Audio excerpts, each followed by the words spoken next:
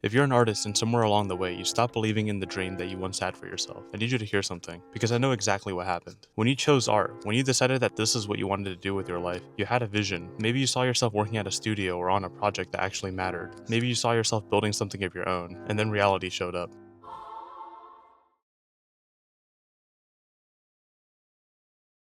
Over 50% of people under 30 are now living with their parents. Entry-level jobs are getting over 500 applicants within the first hour, and AI is eating roles that didn't exist 2 years ago. And suddenly you're not chasing a dream anymore, you're just trying to survive. And that shift is the part that nobody is talking about. You went from playing offense to chasing your dreams to now playing defense and just fighting for survival. You went from how do I build the life that I want to how do I just not drown, and that's a completely different game. So now instead of thinking about your potential, you're thinking about how you're going to pay rent, how you're going to move out of your parents' house. And instead of working on your craft, you're just applying to jobs that have nothing to do with art just so you can stay afloat. And at some point, you start blaming yourself. You start thinking it's because you're not talented enough or that you didn't try hard enough. And you think that if you were just better, this wouldn't be happening. But here's the thing, most artists have done everything right. You went to art school, you learned technique, composition, color theory, how to take critique, how to work in a team. You built a portfolio, you checked all the boxes, and then you graduated into a world where the path they prepared you for barely exists anymore. And it's not that you failed, but the path is just shrinking. And I get why a lot of artists just check out after that. Like, why wouldn't you? Your life is looking bleak, the future feels uncertain, and video games, Netflix, scrolling, they're all right there, offering you an easy escape. Instant way to dissociate from everything just for a few hours so you don't have to sit with how hopeless it all feels. And I did the same thing. After I graduated, I applied to over 500 jobs and didn't get a single interview. And I spent a year and a half living at my parents' house just playing League for 8 hours a day because it was easier than facing the fact that I had no idea what to do next. And every now and then I would have these bursts of energies where I'd tell myself, okay, I'm gonna figure this out. I'm gonna post commissions open everywhere. I'm gonna apply to more jobs. I'm gonna post more listings. I'd feel productive for a day or two, and then nothing would happen and I'd go right back to games. And that cycle was the trap where you try, you fail, you escape, and then you try again, you fail again. And every time that happens, the dream gets a little smaller until one day you realize that you're not even chasing it anymore, you're just surviving. And if that's where you are right now, I need you to know something. It's not your fault.